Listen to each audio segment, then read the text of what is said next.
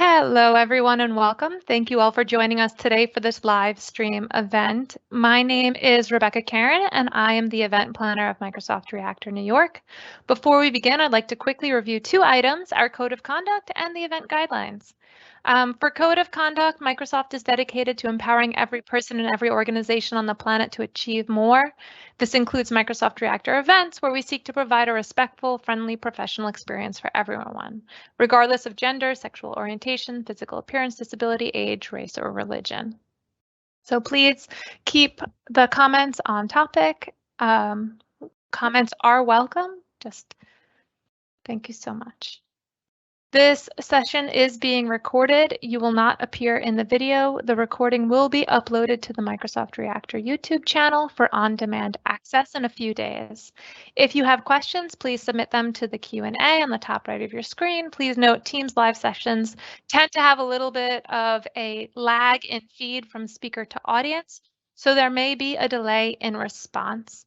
Questions submitted at the very end, just note, because of this delay in feed may arrive after the session concludes. So please make sure as questions come up that you're dropping them into the chat. We may not answer them straight away, but we will get to them later. The closed captioning is available. Click on the CC or live captioning icon on the bottom of your screen. If you don't see this icon, you may need to go into your settings. Now bringing to the forefront of why we're here, in today's session, we are joined by Donovan Brown and Mark Fussell of Microsoft to explore an open source project called Dapr. This session will run for approximately 60 minutes with time for questions at the end. If you have not done so already, I dropped in the chat the check-in to this session where you'll find event resources related to the topic. So please check in. You'll find a lot of helpful information in there. There'll also be 3 moderators on this call assisting today, Ori, Aaron, and Katie. So if you see their names in the chat, just know that they're coming from our end and they're there to help. As you drop questions, they may either directly respond or share your questions with our speakers. And now I will let our speakers take over. I've spoken long enough. Welcome and thank you for your time. Off to you, Mark. Thank you, Rebecca. That's a fantastic intro. Donna and I are very excited to have you join us today, and we're hoping to give you a rundown of distributed application runtime, Dapr. And the takeaway from this is, that at the end of it all, you have a good appreciation of Dapr, and hopefully go away and build applications yourself with it. So let's just kind of give a little bit of a recap of sort of where we are with enterprise development and development in general today. What we see is that developers like yourselves are building these distributed applications that are designed to be scalable, flexible, cost efficient. We see very much sort of this microservices design pattern being built that allows your services to be versioned and upgradable and scalable.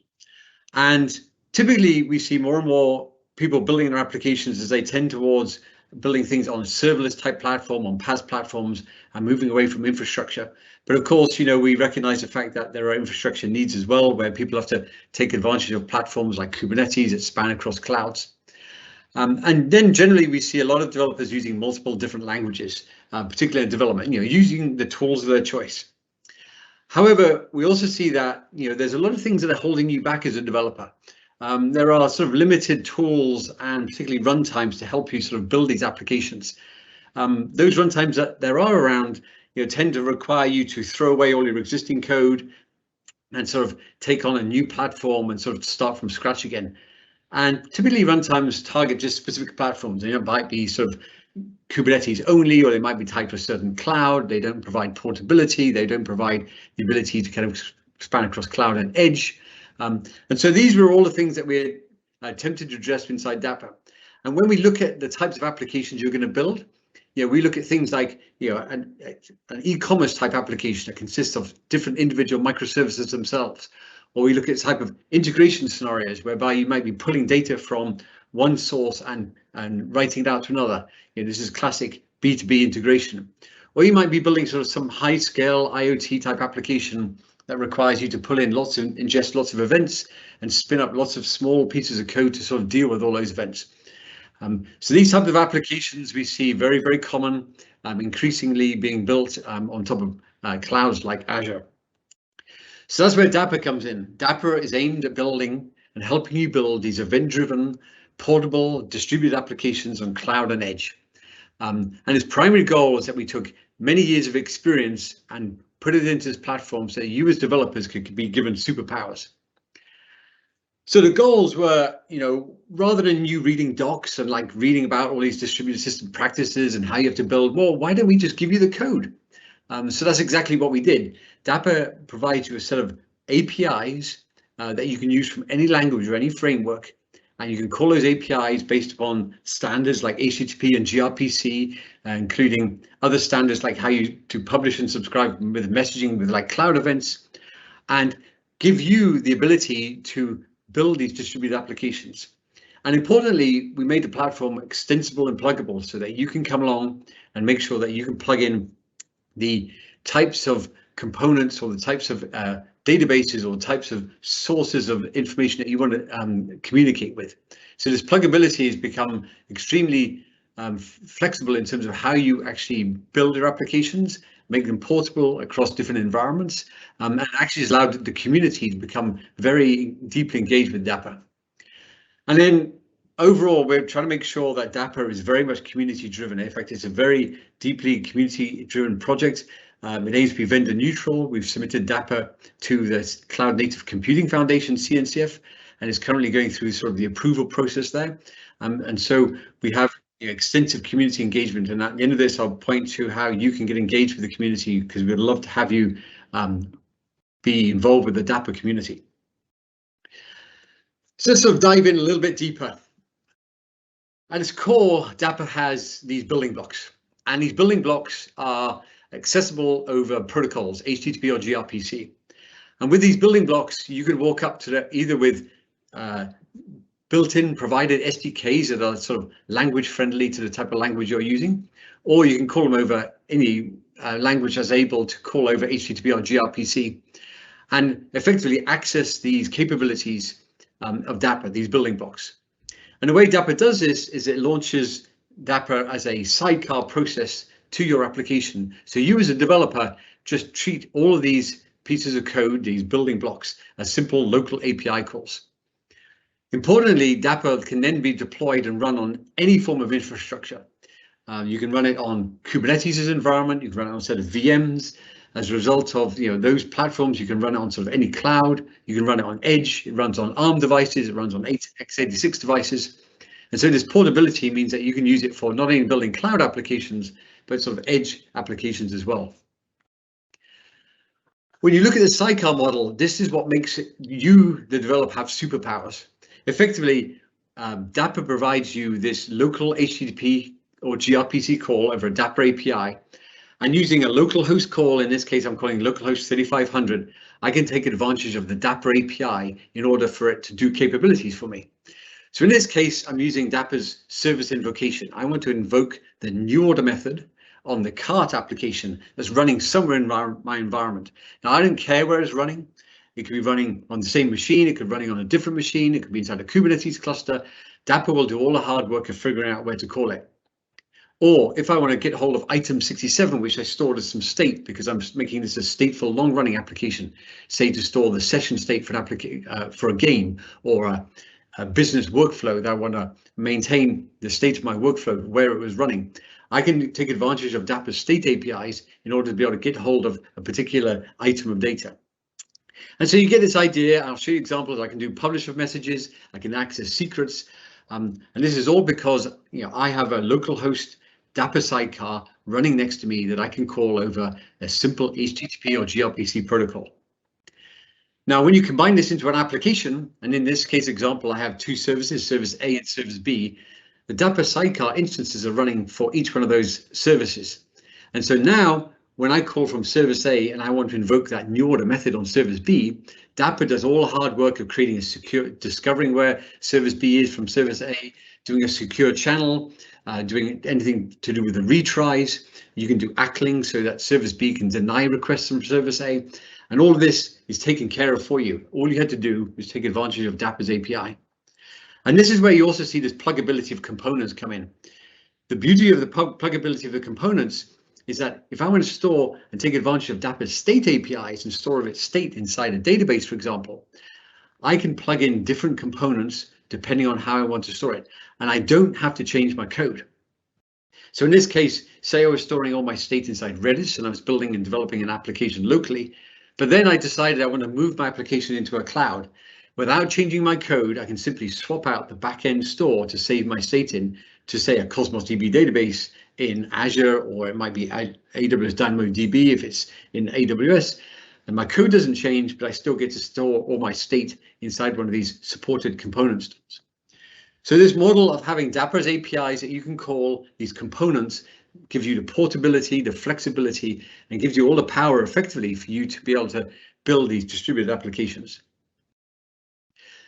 So Dapr's community has grown extensively over the last 2 years since we first launched Dapr. It went as a GA for version 1.0 earlier this year in February. So which is why we've had lots and lots of attention in the community since then. You can see that we're close on 14,000 GitHub stars. We've had over 1,000 external contributors contribute to the project, and it continues to grow with first-time contributors and monthly contributors. And this is just an indication of the strength of the community around this all, as well as close to 2,000 people who are on our Discord channel. So the community is getting strong. We're seeing lots of contributions, and this is making Dapr become more and more popular in terms of its usage. And then these are just a few of the customers that we have in production. Customers that range from manufacturing to finance, to gaming. We also work very closely, for example, with Alibaba Cloud, who has also taken Dapr and sort of built it into some of their core infrastructure.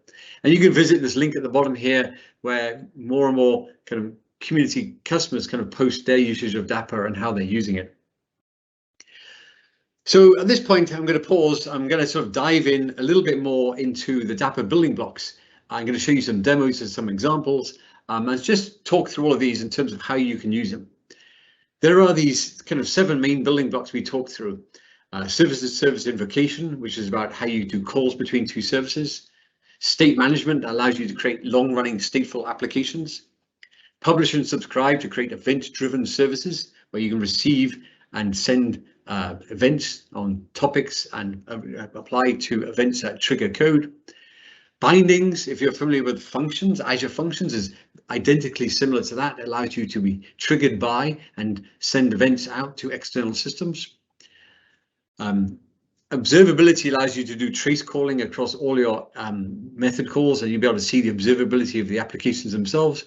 And finally, Actors allows you to build these long-running, stateful little encapsulated pieces of code that are very key if you're trying to build scalable distributed systems. For example, an IoT system where every device is represented by a little device, an actor. And then finally, secrets management. We see time and time again that you have to get hold of a connection string or some other resource secret in order to talk to sort of another resource for a backend database. And having the ability to be able to get hold of secrets and store them and then retrieve them in a consistent way makes it very powerful for you to be able to, as a developer, not have to learn lots of particular APIs in order to get hold of secrets, but you can just take advantage of Dapr doing all the heavy lifting for you through its component model. So let's dive in a little bit more to service invocation, and then I'll show you a demo. So what is service invocation? Well, here I have my app, and I have service A, and I'm going to call something on it. And so I'm going to call that new order method on service A, and I want to invoke it. So what do I do as a developer? I just do a local host call like this to say, go off and find a new order method. Dapr goes off and resolves where that service is through a name resolution component that you can plug into. And then it goes off and calls on another Dapr sidecar, encrypting everything on the way, doing ACLs through that, and then basically calls that method on your behalf. So my hello world data gets sent to my hello world service, and any response sends back to me. So all of this is just taken care of for you. The resolution, the discovery, the encryption, the retries. Equally, when I do all of these calls and I'm calling from service A to service B, or even when I'm doing publish from service B to like service C, for example, and I'm using the public sub capabilities through, say, plugging in a Kafka component, all this trace information that's happening inside the Dapr sidecar can all be sent to centralized monitoring tools of your choice. And it's fully pluggable to what that looks like based upon sort of W3C tracing context about how we trace these calls. And so you're able to do observability, look at metrics, diagnostics, logs, and visualize all that data. So as a result, out of the box for free, you get the ability to do tracing across your applications. You get call metrics. You're able to sort of set the sampling times around how you do this metrics gathering, and you can push all that data through open standards like OpenTelemetry or through Zipkin. Collect all that inside a monitoring tool of your choice. And here I've shown App Insights as an example of building that graphical viewpoint of all that metrics information, as well as Zipkin around all of this. So let me show you a little demo. Let me show you what this is like and how to use Dapr and sort of how to get started. So let me just switch over here to Visual Studio Code at the moment. So here I am in Visual Studio Code. And Dapr installs very simply. I have a Dapr CLI that you can go and install. Actually, I'll show you first that if you want to get started, if you go to daprdocs.io, and if you go to our Getting Started guide here, this is how you do Getting Started with Dapr. You can go through all your first steps here to install the Dapr CLI and go through some examples. And eventually, once you've got it set up and tried out your first example, you can go on and try some more examples inside our quick starts inside here, some Hello World and some Hello Kubernetes and some other ones inside here. So encourage you to sort of get started with Dapr by going to docs.dapr.io and trying out the Getting Started guide. So all I've done is I've gone here and I've installed the Dapr CLI. And if I show you the Dapr CLI on this machine, it allows me to do a variety of different commands, such as I can initialize Dapr locally on my machine, or I can run Dapr. So if I do Dapr init like this, and this won't install Dapr again because it's already installed, it'll install Dapr and I'll be up and running. And what that does is that gives me an environment that I'm ready to go with, where I've installed some Dapr services inside here, but I've also installed a local diagnostic store with Zipkin, and I've installed Redis for a local state store and a pub sub. So it sets up a development environment where I can use some of these things. So that's what Dapr init does. But let me kind of take you from the start about how I would Dapprize an existing application. So what I'm going to do is I'm just going to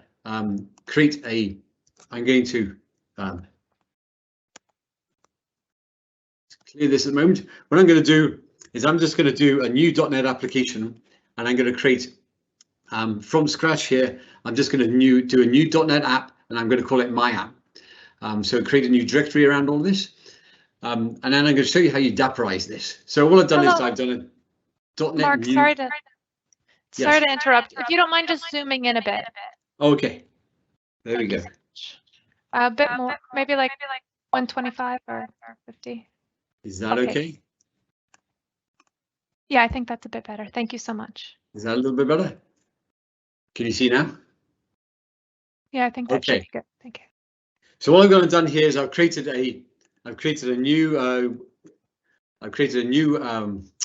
.NET Web API app. If I just change into this directory here, you'll see I can just do .NET run, and if I run this application, what it will do is it will launch a ASP.NET Core application. It'll launch it on localhost 5000. If you go and look at this code, it's a classic weather forecasting application. So if I just do dash weather forecast inside here, I should be able to zoom in on this. You'll see that I've just done localhost weather forecast 5000 inside here, and all it's doing is creating weather forecast values for me. So this is just a standard .NET Web API application, nothing special inside this, but we are now going to Dapprize this. So I'm going to stop this a moment. I'm going to clear my screen. So what I'm going to do now is I'm going to take my .NET Run application, but instead I'm going to do Dapr Run. And now I'm going to say, well, I'm going to give this a unique name called AppID, and I'm going to call it my app. I'm going to give it the name of the port that this application was running on, which was 5000. And then I'm going to give it the Dapr port, just because it helps me remember exactly which Dapr port it was running on, which is Dapr HTTP port, and I'm going to call that 3500. So now using the Dapr CLI, I'm going to use Dapr Run to launch my application instead. So now if I do this instead, what happens now is that Dapr starts my application, it launches itself as a sidecar, attaches to it all, and I get all the benefits of Dapr that are running. So here I am now running my application, just as I had before. If I now switch back out here, and just before, as before, I could still call that endpoint 5000, but the difference is now is I can actually do local host. I can actually go to 3,500 instead. So I got to get a colon in there, 3,500. And instead, I can actually call my application inside here. I will zoom in a moment. If you zoom in here, so now I'm able to do the Dapr invoke method, call my app, and call a weather forecast instead. So if I do this and run this and refresh this, let me just do that again. I'm just going to change this to my app, not weather, my app, and run this. So just as before now, I actually get all the temperature that I get back, but I've called this through Dapr and I'm getting all the benefits now of Dapr. So what this means is that this URL is portable. I can run this on many different environments. Dapr will do the discovery for me. I'm not bound anymore to wherever this weather forecast app is running. It can be running anywhere and Dapr will discover it for me. But I can do more than this because Dapr actually also does diagnostics and logging for me. So I showed you earlier that I had Zipkin running on my machine. So if I now fire up Zipkin here and instead go to my Zipkin API, I'll just make this one step smaller. I can now run and do a query on all of the events that are happening inside here. And you'll see that that local forecast event that I simply did a minute ago, I get free diagnostics information. So I can go and look at this particular event here, and you'll see that I called the local weather forecast event here. And I took advantage of seeing the the call on it, the status code, and a whole set of other information about this. So simply by launching it with Dapr, I'm able to have location independence. I'm able to take advantage of diagnostics inside all of this. So let me switch back to slides and we'll come back to this application and we'll Dapprize it even more as we go on through our session inside here. So what else can I do with Dapr? Well, one of the most common things you can do is you can create stateful applications as well. And what that does is Dapr has a stateful capability where I can attach different state stores to it all. And now when I do a post to that state store, in this case, it's called corpdb, I can give it a key value pair of information and say, I want you to store for my application, this particular information here, this value for a given key. So this allows me to store that state and I can recover that state by simply doing a get method. So I can say, do a get using the state API on the corpdb and get back anything that you find with the weapon key. And in this case, a value is returned. And of course, what I can do is if I built this locally, and now I said I want to run this in the cloud, I can simply swap out that same that component for another component, keeping the same API I had before, call I had before, and now store everything inside Cosmos DB because that's my preferred store of choice. Furthermore, I can actually take advantage of Dapr's publish and subscribe. Now, if you've built any sort of scalable distributed system where you want to react to things around you, publish and subscribe is a very powerful way of being able to say, I just want to be told about things that won't happen somewhere inside my environment.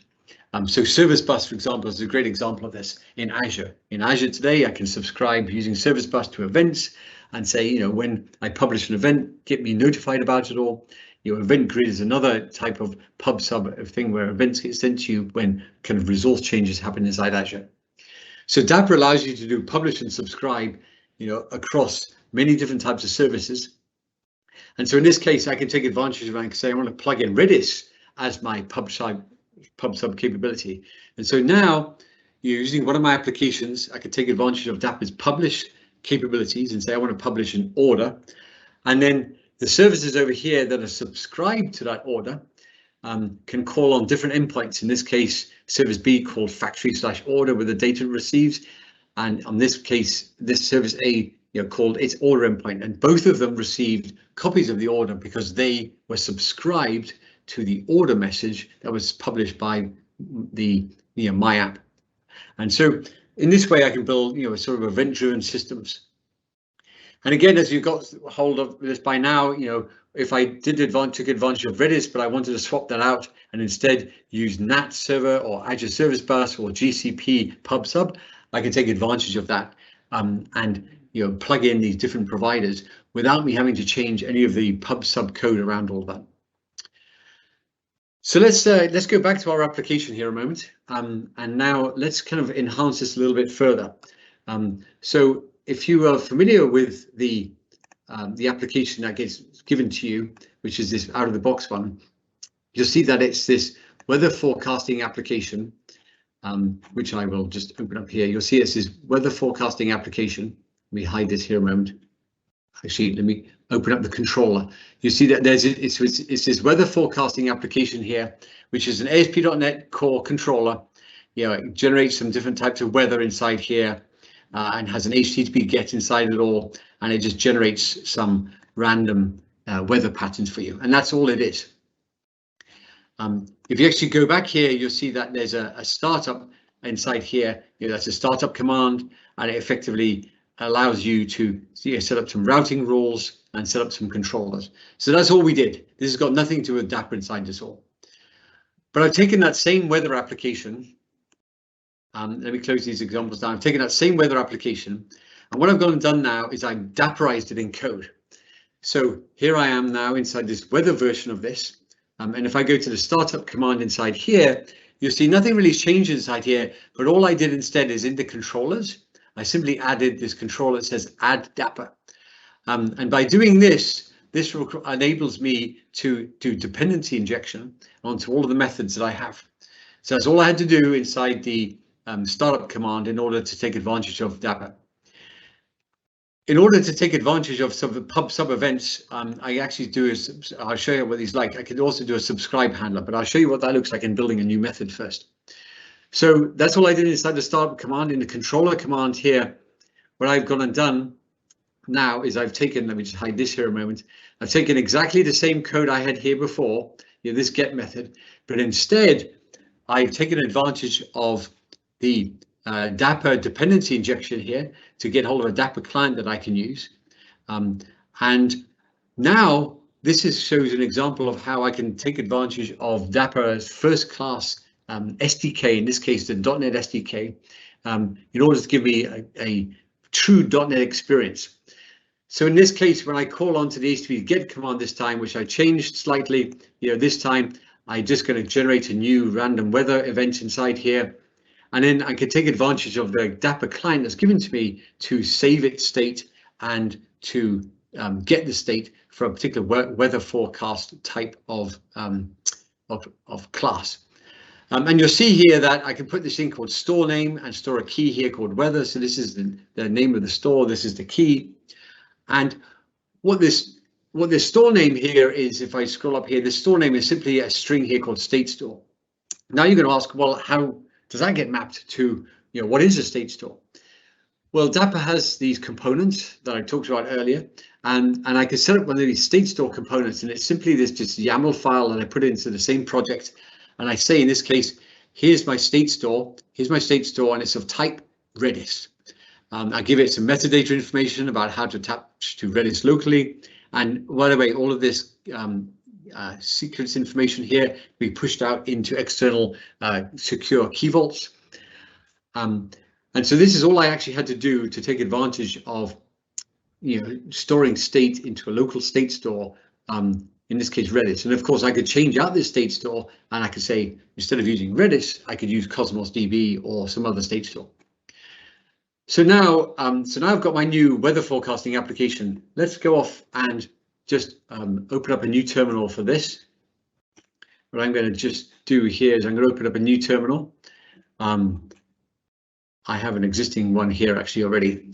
So I'm in my weather application here already. And now what I'm going to do is I'm going to do Dapr run. I'm going to call it the weather application, give it the port, just as I did before. No difference. But this time when I run my application, of course, it's going to load up the state store as a component to be able to save things. And now, once my application is up and running, I can, if I go off and I go and look at my if I now go and switch to my browser here, and I actually now go and invoke the same method I had before, I'll invoke this method. It's not called my app is now called weather. Just change this. And if I call this inside here, you'll see that I get back a single weather forecast inside here. So this is one that I've been generating and writing. You'll see there's different weather forecasts. I just turned it into a single one in my new version of my weather application. You see here, this now invokes the weather application instead of my app. And so now I'm generating the weather app, but importantly, I've Dapperized this application to push all that state inside the state store. So you see here's all the events arriving here that I received. But now let me just open up I have a Redis Explorer on this machine. And if I go and actually look at the Redis events that are happening inside this machine, you'll see that actually those temperatures get stored as sort of a key value pair of data inside my state store inside here. So given I've done some of these before already, I'm just going to delete those inside there. Let me just do a refresh inside this again. You see the last temperature inside here was temperature 34. If I just refresh this, you'll see inside here the temperature degrees 34, and you see that has version information around this all. So this is me now taking advantage of Dapper's state capabilities, its component model, plugging it in, and effectively being able to store all this data inside a state store, making a long-running stateful application that I can recover. Let's go one stage further, and now if I go back to this controller inside here, you're going to be able to see that I wrote another method in here, and this one was a post method. And on this post method here, you'll see that I actually have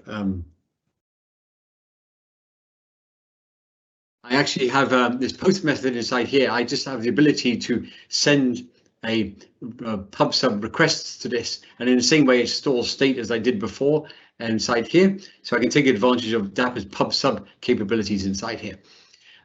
So what I'm going to do is I'm now going to just switch back into another terminal window inside here. Let me go to this terminal window I had down here before. And one of the capabilities that Dapr has, I have it in this command window here, is the ability to publish events.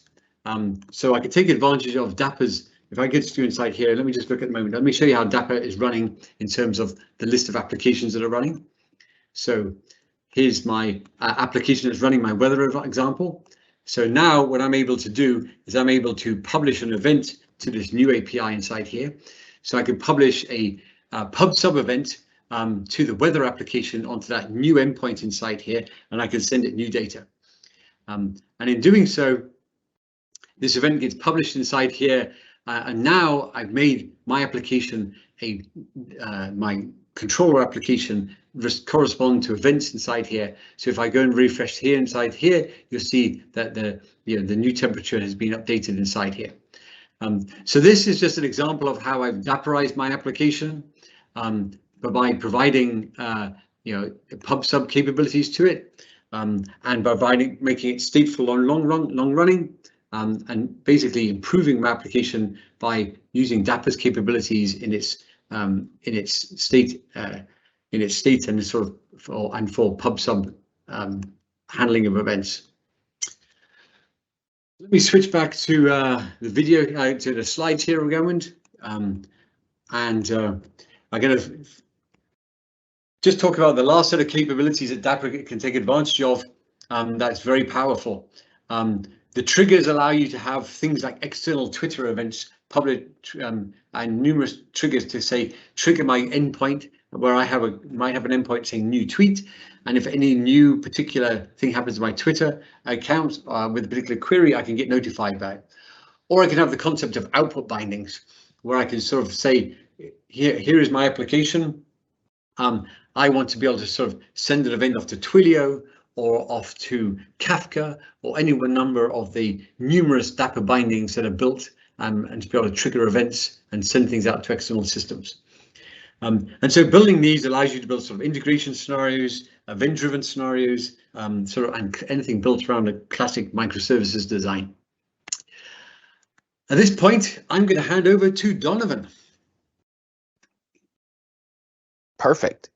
So I'm going to explain the Microsoft approach to open source and then show a demo that ties all this together. Microsoft is the #1 contributor to open source, with over 30,000 of us at Microsoft with our identities associated to our GitHub accounts. We contribute to over 60,000 open source projects, and we use 9.5 million. Microsoft's open source contributions span multiple areas, from operating systems to programming languages, and from data and AI to the web. We also focus on cloud native development, making writing microservices and using Kubernetes easier. With projects like Dapr, we also have Helm and Kata, which is a Kubernetes-based event-driven autoscaler. All these contributions are aimed at giving back to our open source community. With the increase in open source adoption, it is imperative that it runs smoothly on Azure.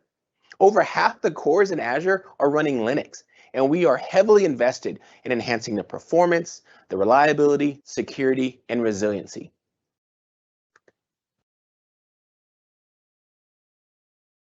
Now, with fully managed databases, analytics, and ML services, you can continue to use the development stacks, tools, and languages that you know and love. All right, so what I want to do now is I want to show you what's possible when you combine Azure with our developer tools. I will take a Java application using the new Microsoft build of OpenJDK and deploy it to Azure Kubernetes Service using GitHub Actions. The application uses Dapr that we've been talking about to retrieve tweets from Twitter, score them with Azure Cognitive Services, store them in Azure Storage, and then publish them to Azure Service Bus before showing them to the user. As you've seen, Dapr makes all this possible with simple HTTP requests. Now, do not forget, we are live, so ask us the questions that you want to know the answers to, and we'll try to answer some of them after this demo. One of the cool things about Dapr is you can use it with any language, even languages that haven't been invented yet. If your language of choice can make an HTTP or gRPC request, you can use Dapr. However, if you prefer using an SDK, they are available for many languages. I decided to write this application in Java using the Microsoft build of OpenJDK that is a drop-in replacement for any OpenJDK you might be already using. We also ported the OpenJDK to Windows on ARM and the new MacBook M1 devices. As a developer of this application, task number 1 is figuring out how to get tweets from Twitter.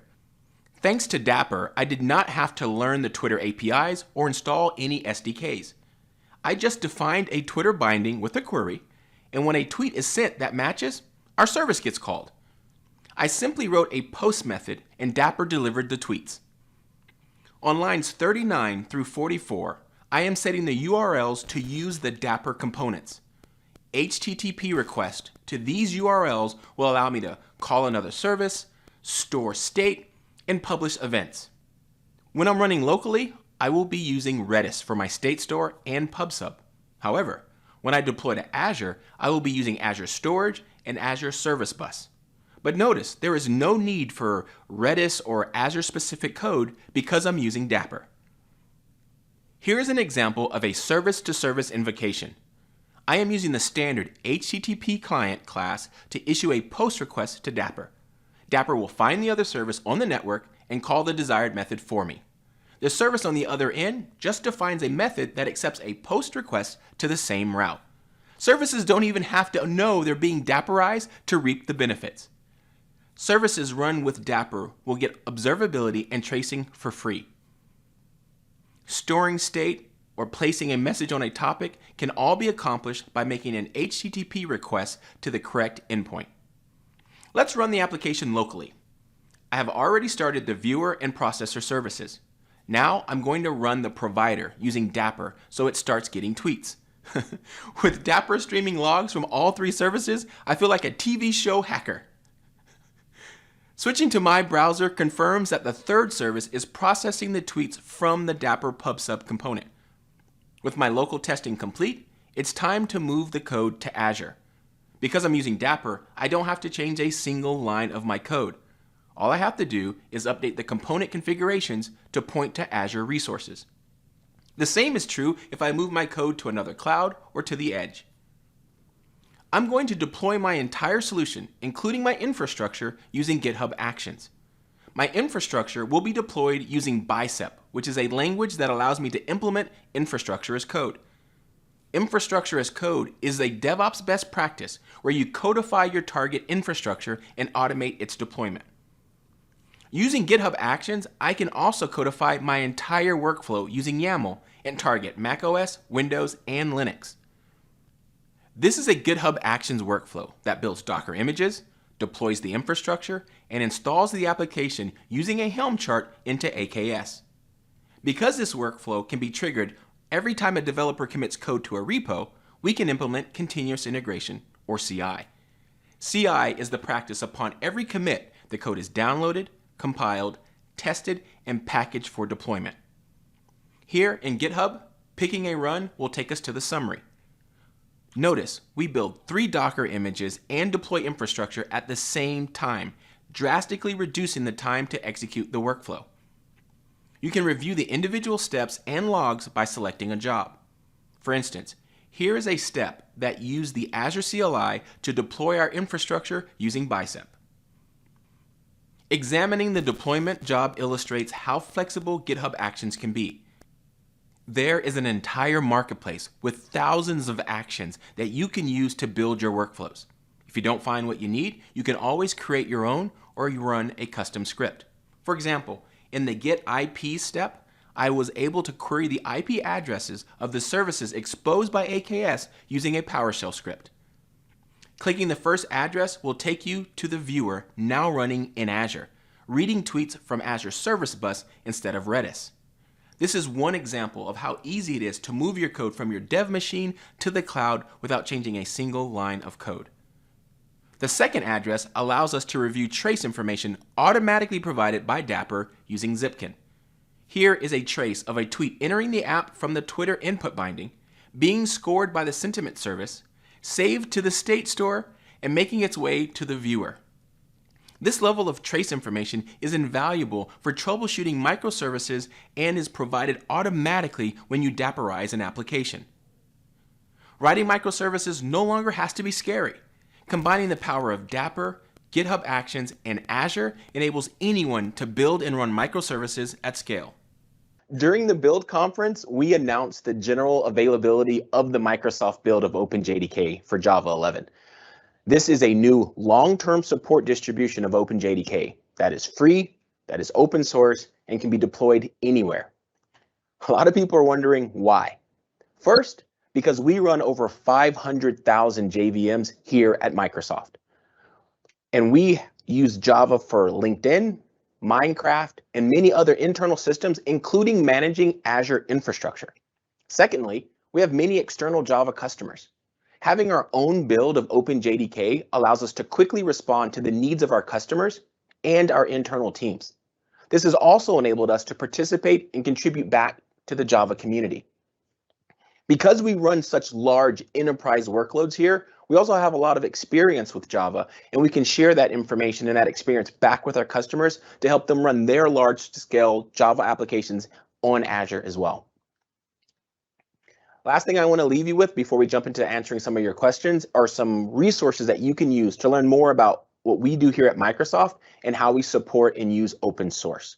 So that was the last slide I had, Mark, and I hope that we've had some questions come in so that you and I can start answering those questions. But I'm going to stop sharing my desktop here. Yeah, good. So it looks like it stopped sharing already. I don't hear you, Mark. Yeah, let's take a few questions. I can also just show one more slide here at the end that just allows you to see. If I just show this slide here at the moment, if you want to join the community in any way, let me just go to this last slide here. If you want to join the community in any way, feel free to come to any one of these URLs. We have a GitHub site you can go to. You can go to docs.dapr.io for our docs and our getting started guide.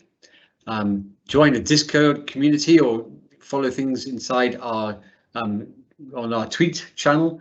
And importantly, we actually worked with a couple of MVPs to produce this very comprehensive book, if you're a .NET developer, that is, called, you can find it free at Dapr ebook.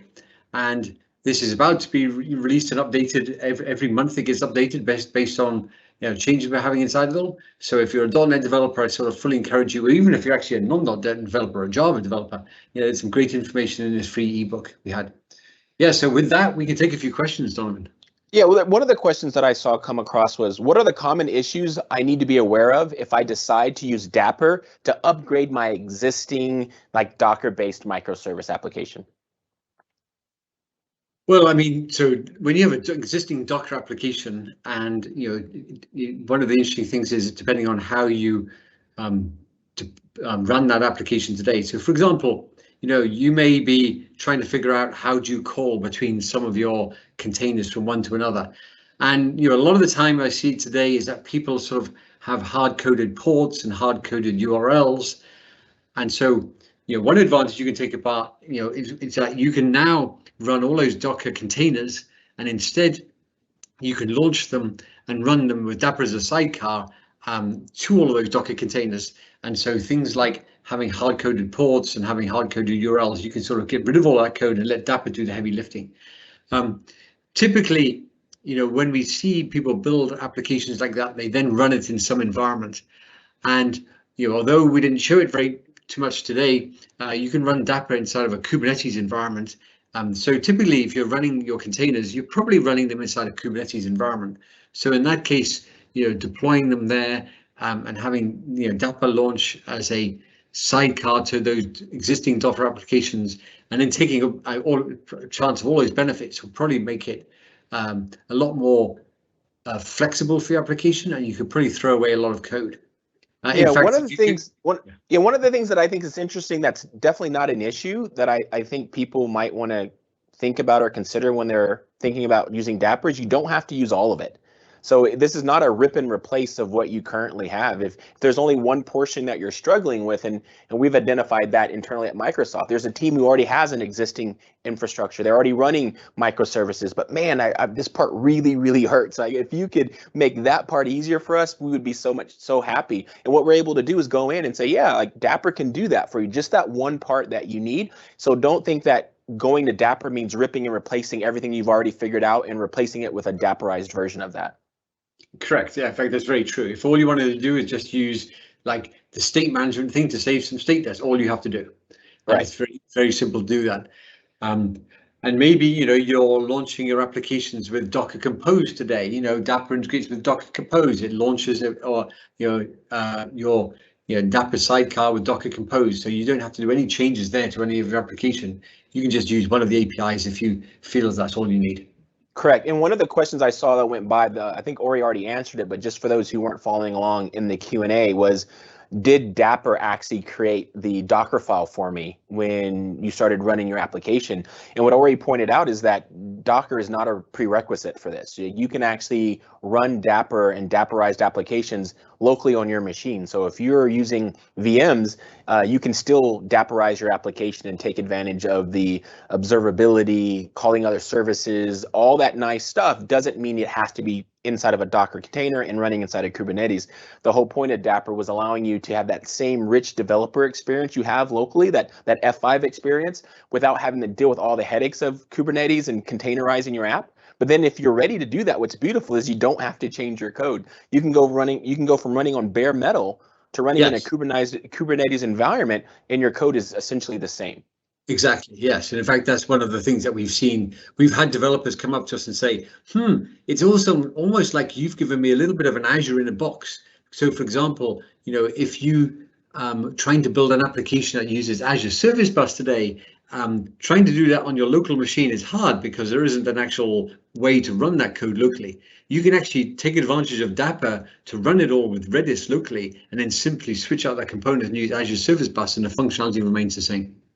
Absolutely, and that not having to change your code. In the demo that we showed there, I had to rewrite that entire app, right, to use the OpenJDK, and I'm not a Java developer. I obviously know Java, but I would not consider myself a Java developer. But all I had to find out was how do I make an HTTP request, right? Because I knew Dapr was going to do the rest for me. And the app became really easy for me to be able to port over because it was just, hey, make a HTTP request to port 3500 and ask Dapr to go do all that stuff for me. And code that I would have had to write and learn how to write in Java, I simply didn't have to learn how to write. I just relied on Dapr to do that for me. And that's true with any language. I remember the first video I did for Dapr, I didn't even use any language, right? I just started running Dapr and start taking advantage of all these cool features from things like Postman or the REST client extension inside of Azure, inside of Visual Studio Code.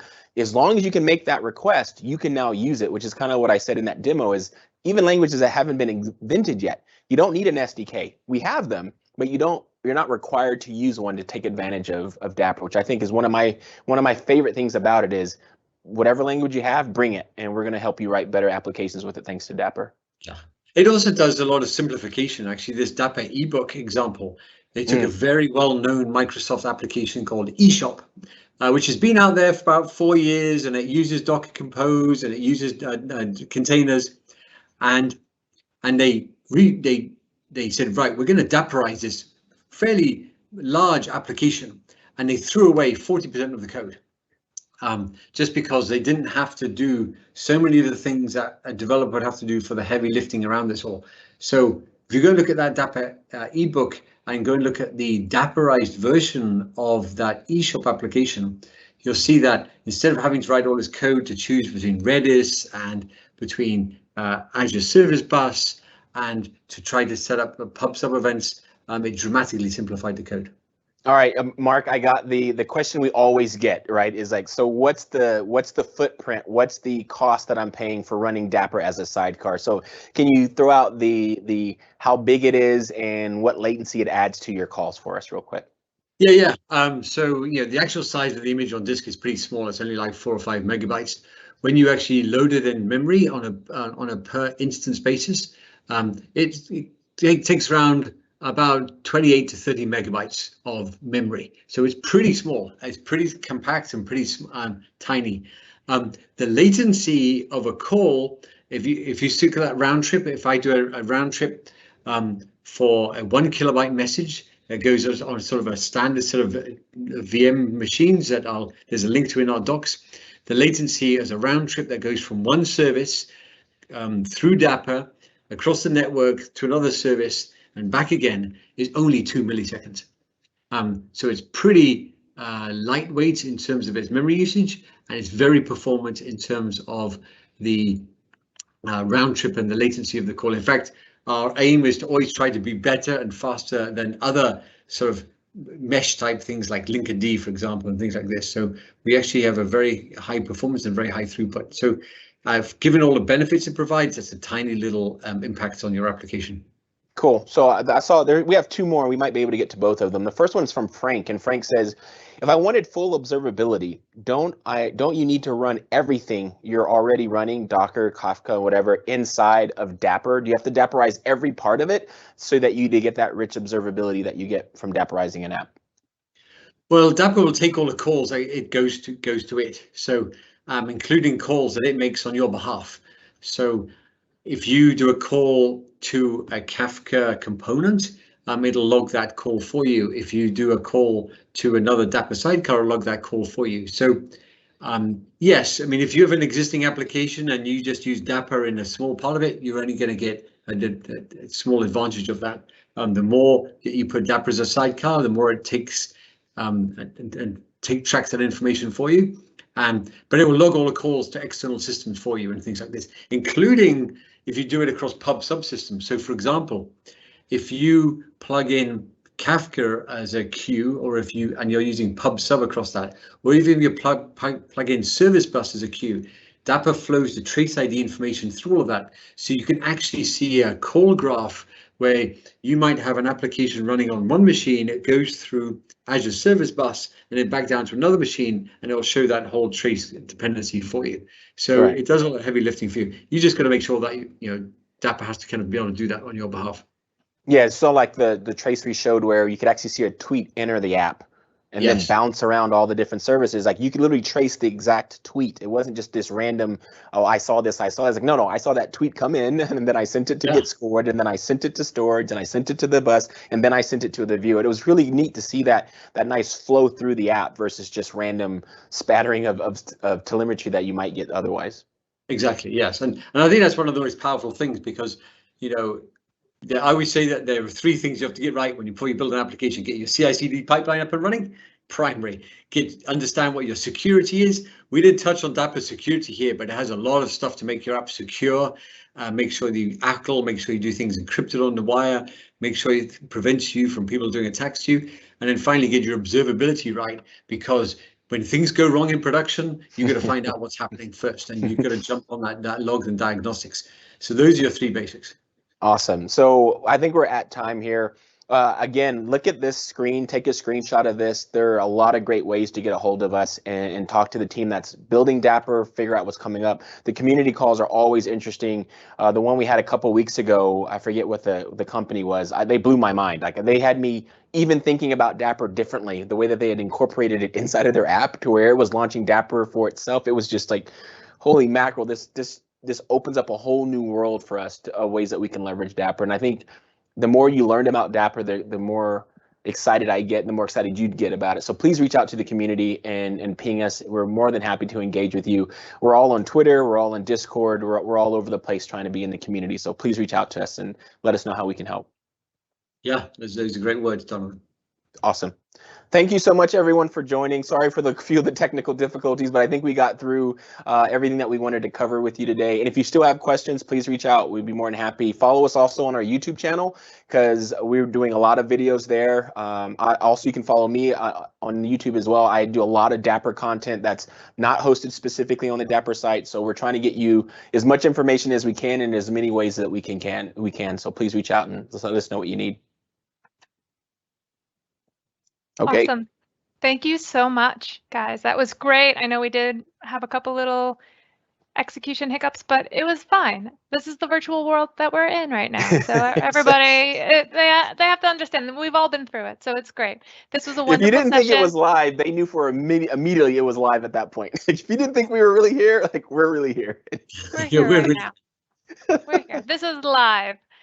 So again, thank you both for coming on, for taking the time, again, to our moderators as well for helping out in the chat. This was a great kickoff to this series. We dropped the series link into the chat for all of you to see. We have upcoming sessions, all part of this same developer community. Do check it out. And if you're not part of the Reactor community, please join us. We're on Meetup, search us. We have 11 locations, physical locations internationally, but right now all of our sessions are virtual. So if it works with your time zone, come down. We've also got a calendar of sessions, microsoftreactor.com, or you can sign up for our newsletter at aka.ms/reactor email sign up. So we're a little over time here, so I'm going to wrap it up with that. And we'll see you at the next one. Take care, everyone. Bye-bye. Take care. Bye now.